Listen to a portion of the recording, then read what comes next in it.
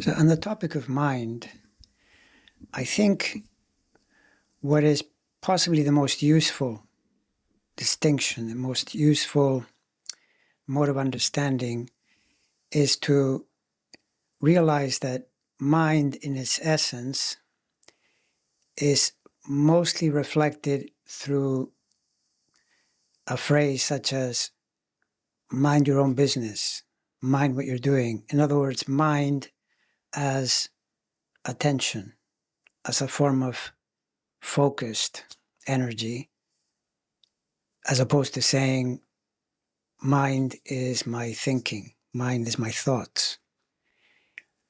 What tends to happen that makes the mind an incredibly powerful instrument, but also an incredibly problematic domain.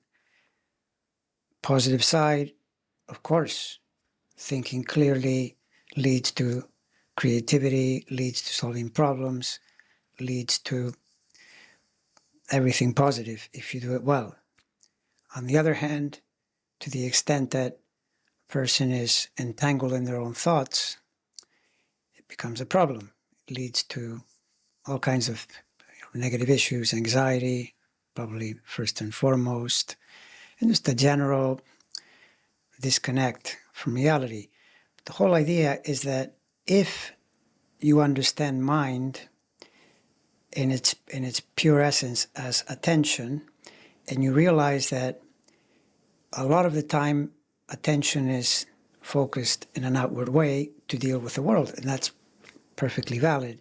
But there needs to be a polarity there where, in equal measure, the ability to turn it the other way, what people call inward seeing or the inner life, at which point we then become conscious of our own thoughts.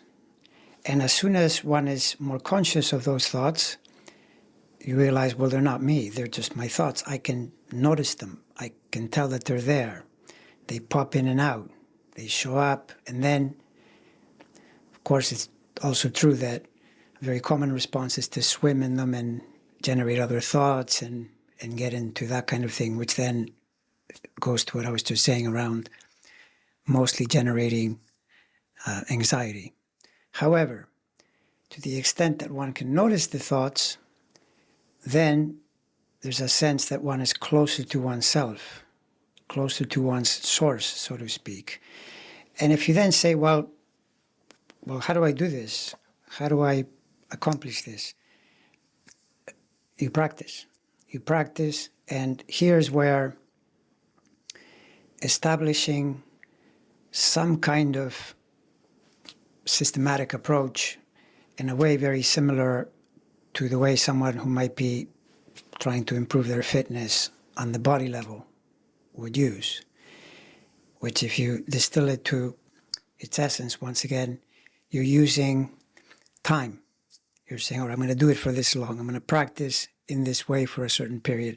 And mind being so slippery, I came across a teaching years ago where a spiritual master was saying it is so much easier to watch your elbow than to watch your mind, because the elbow is stationary, not much is happening. This includes the body in its totality. The mind is moving very quickly. So this is where short periods are very beneficial. A person will say, I can't meditate, I can't sit still, I don't know how to be aware of my mind. It's because they try to do it for 20 minutes, 30 minutes, an hour all at once. That's difficult. But if you say, I'll start with short periods, 30 seconds or a minute, and there's where, interestingly, in athletics, it's a technique that is commonly used. If you want to run faster, for example, instead of running all at once, you run in pieces with the rest in between, and this comes together as tremendous physical fitness. Applies really, really well on the mental level. And, for example, you would say, okay, so I'm going to spend 1 minute and I will just be conscious of my breath moving in and out. And then when you're doing that, the thoughts are in the background and you notice them, or you have a better chance to notice them. And since the period is short, you have a better chance. Now, even then, you might say, for me, I last 10 seconds. Don't worry about that. Here's where the muscularity of the process, again, very similar to what happens in physical training. You are literally training the brain to operate in this new way. And you can use your imagination, which is a mental power, in a good way to encourage yourself by doing what people call, like when Einstein would say, the thought experiment. The thought experiment would be, what would happen if I did this every day for a week? Meaning, let's say I'm going to do 10 or 15 minute, 10 1 minute or 15 1 minute intervals of mind attunement, where I'm putting the mind on something and just noticing the thoughts moving by. Then you say, what happens if I take that 15 minutes and multiply it by 30 days in a month? Now you're getting up into 5 or 6 hours of this kind of practice. Even if you miss a few days, you'll be in 2 hours. And if you multiply it by 12 months, it might be 60 or 70 hours on the high end and 40 hours on the low end. But this will be having an effect. You will be a changed person after a period of time. It's that simple. The key is just to show up and practice, rather than saying, it's just not for me, I don't understand how it works. And here's where, of course, if you already have a background, what I'm saying here may prove to be more of a reminder than any kind of instruction, but both are really the same in a sense. It's just there's a thing where you just realize it and you get back to work, tuning in. Work there sounds like maybe something unpleasant. In fact, the whole idea is to make it more of a playful thing as time passes.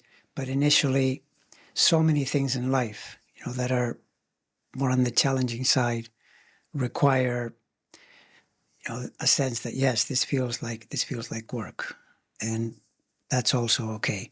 That's the bottom line as I see it. I mean, there are many manifestations of mind, but that ability to turn it inward, to watch itself. For example, a famous book that is out there, the title says it all, The Minding Mind, right?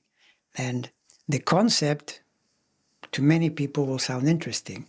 The practice is another matter, but the practice is simple. It may not be easy, but it's simple.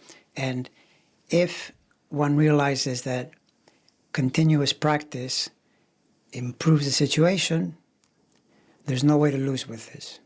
It's all upward gain. It's all extremely helpful toward, by the way, the sense in which that magical trinity, that magical triangle of body, mind, spirit can progress, can become more real, and one can find one's sense of self and one's creativity in a much deeper way.